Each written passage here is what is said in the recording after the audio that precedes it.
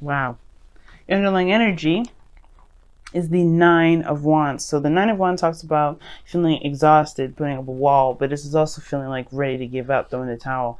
Now you've been waiting a long time, and I feel like you've been pushing and pushing, and this is a point, kind of a point where you can see the ending. You can see the end, but it's really hard because it's, you know, you've come so far, but then you've been through so much at the same time, right? It's one of those things where it's like kind of hard to keep pushing forward when you know you've been pushing for so long, especially when you've just kind of gotten, if you have been waiting on something and you're still waiting on it, then it's like, oh my god, how long do I have to wait for? Now if this is not the case, right, then this is just talking about you dating, this is talking about how long you've been working on something, and really if it's truly worth, the effort that you're doing, that you're pushing, that you're pushing this for, what I mean. Basically what I'm trying to say is that y'all are exhausted and really tired, but I don't think you're ready to quite give up yet. Now, the situation is this. The card that you're reading is the Chariot, which talks about victory, things moving fast, progress. The challenge is getting things moving, because what's crossing that is the Eight of Cups. The reason why things aren't moving right now is because someone's emotionally drained. Someone's emotionally drained with the situation. They can't give anymore. Like there's nothing they can give more to the situation. This Eight of Cups is usually dissatisfaction, being emotionally done. There's nothing you can give to the situation. There's nothing more you can have, because there's nothing here that really gives you anything to work with. Because honestly, it's like you're not really satisfied. Nobody's satisfied with the cups that are being presented here. You have a ton of options, but they do not resonate with how you feel. So you just can't go with any of the options. But that doesn't mean that there isn't any option out there at all. Usually the Eight of Cups indicates that you go out there and find what it is that you want. But right now, this is emotionally drained. And this is kind of comboing this Nine of Wands, which indicates that you're exhausted anyway. So as much as you want things to move, you're tired, you're exhausted. There's not much you can give any further to the relationship. You've already tried to. And I feel like it's probably exhausting a lot of the other options, but you may have to find a different avenue, one where you're having to trust your intuition, okay? Now, in the past, you have the Star. Now, the Star is talking about hope, belief. This is talking about faith and healing. And I feel like for a lot of you guys, you did have some sort of glimmer of hope in your past. Like you guys felt this. And this is in your foundation. Even though it's in the past, this is still a foundation. You built something off of faith. You've built something that you at one point believed could be yours.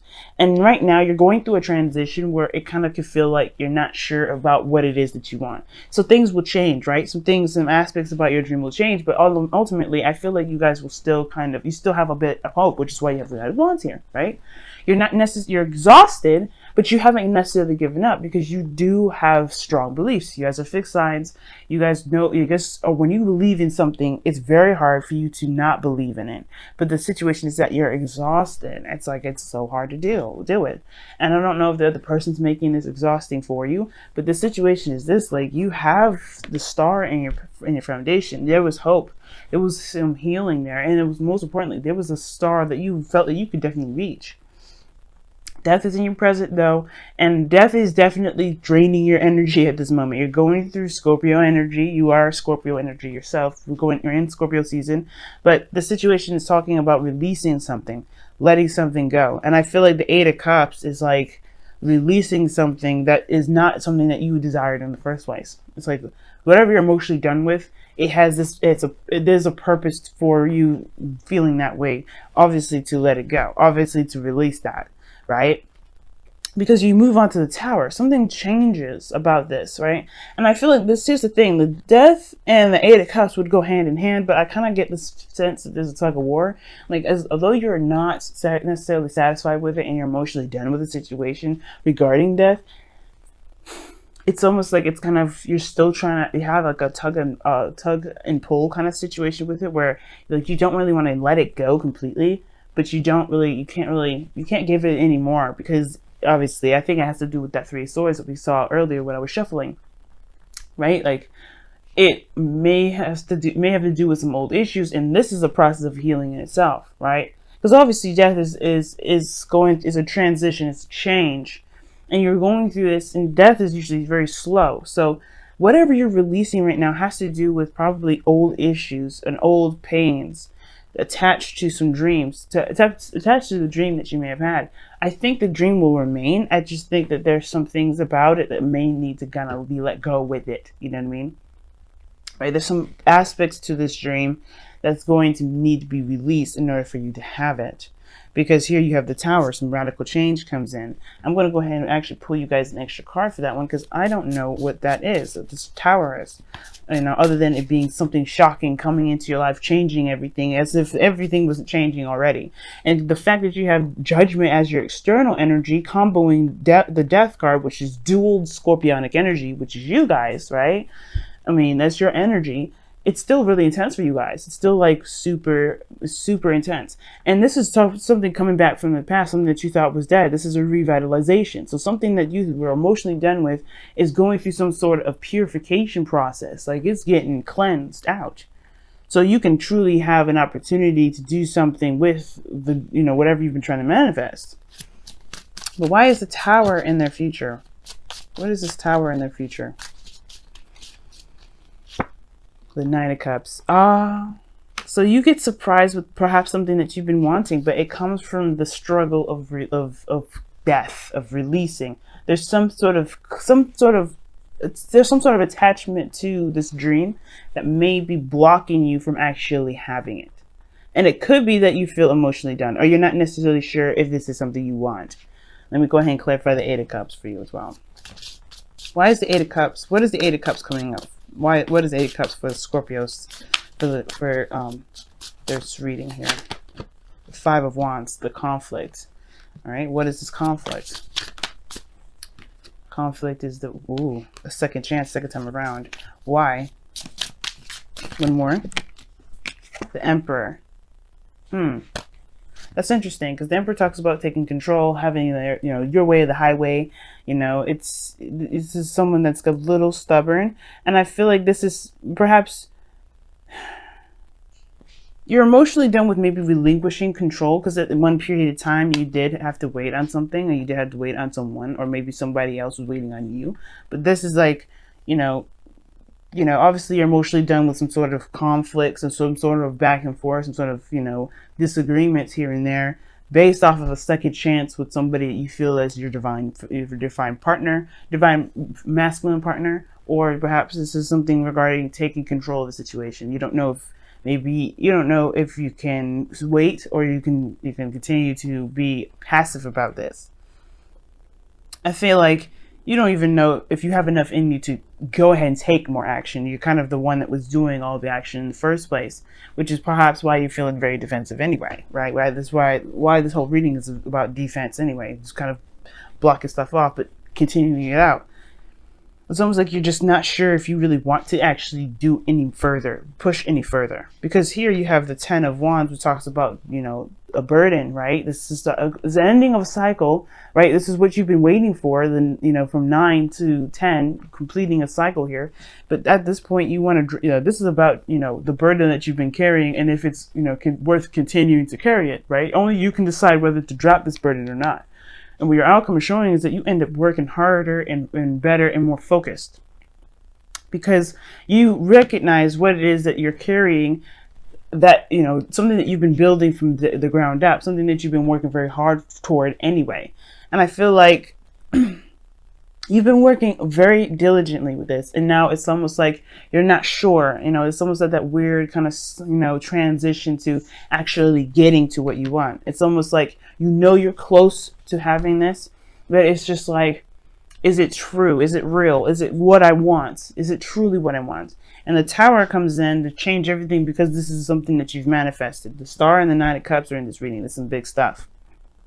But I feel like whatever this burden is, I feel like it's talking about releasing it. Because, you know, with Ten of Wands, you know, there's only so much you can do. This is, you know, you gotta have to divvy this up somehow, right? Because the Emperor would do everything by himself. But should you do it by yourself?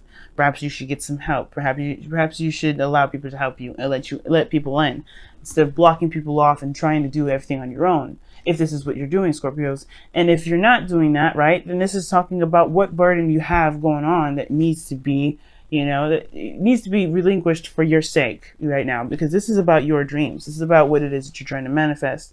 And you're a diligent hard worker. Everybody knows that about Scorpios. Any fixed sign, really. You want something, it's not, you know, it's not gonna, you're not gonna fight. You know, you're not gonna not fight for it. You're gonna continue to fight for it. But I get this feeling for some of you guys out here, this 10 of Wands, it's a burden for you, but it's something that you, one, are willing to carry. But I think there's aspects about this burden that you don't want at all with it. Like whatever you're trying to manifest with this, whether this is a relationship, a career, or whatever, right? There's something about it that's not appealing to you. And I don't know if it's the conflict. I don't know if it's the person that you're dealing with. I don't know if it's even the second chance with a particular individual. Now you have two cards that are comeback cards, but I get this feeling that you guys are just tired of constantly doing things or putting yourself out there, or you guys are tired of the constant, you know, the constant back and forth, like who would do what, the power play. But I feel like it may be just that, you know, there's something about it personally, which would go back with the Three of Swords, that's causing this sort of feeling of exhaustion, right? It's almost, maybe this is a tug of war within yourself, because it doesn't have any other person in here other than the Emperor. And the Emperor could still be you. You know what I mean? It doesn't necessarily have to be anybody else. It could be an Aries. We have an Aquarius here. We have dual Scorpio energy. But, and we even have Cancer here, but that's the thing, like, it doesn't really scream out anyone else. And this looks like this is a really big change and a transition in your life right now regarding everyone else around you, rather than other people affecting this. And I'm not saying this is your fault, this is you're causing yourself a lot of grief, a lot of problems, but this is something that's internal to you. Or this is something external even as well, because this is we got major arcanas coming up the wazoo. 1, 2, 3, 4, 5, okay, and a 6, 7. So you have 7 major arcana cards coming out of this. But the outcome is showing the 8 of Pentacles, which talks about working hard and focusing on really diligently on what you're trying to build. You know, that's the Apprentice card here, the 8 of Pentacles, really working diligently. But whatever is distracting you from making progress right now, that's being cleansed. This is being worked on. You're aware of whatever it is. It's just about, you know, taking action on it, it looks like, more than anything. Let's go ahead and take a look at your romance angels to see what you guys have for the next couple of weeks.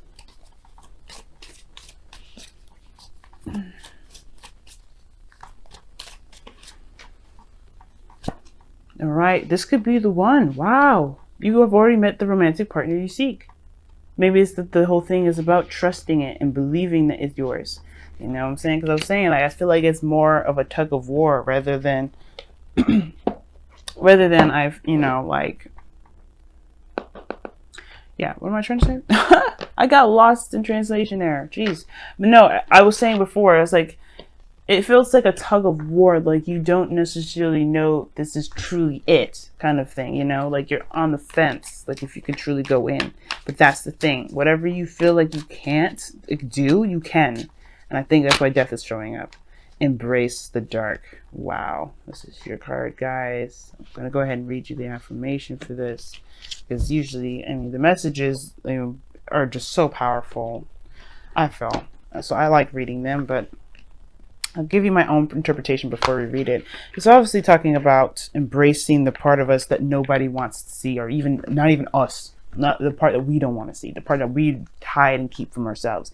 And I feel like that's the thing that's exhausting you. You've been kind of holding back, keeping things from your significant other, because you weren't necessarily sure you can truly take that leap and trust that person. Perhaps like there's something about the person that you're with that you know you can feel comfortable with, but you don't necessarily feel comfortable with yet, because you haven't exposed who you are. You haven't revealed the true essence of your Scorpio energy.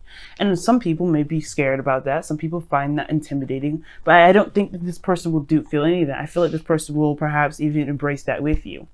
But the point of it all is that there's something personal within you, like I was saying in the very beginning, that you have to embrace, perhaps even to drop the burden of putting up this wall.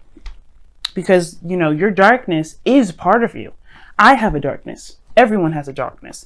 But it's about embracing that and recognizing that and saying, you know what, this is me, and this, if you can't handle it, you can't handle it.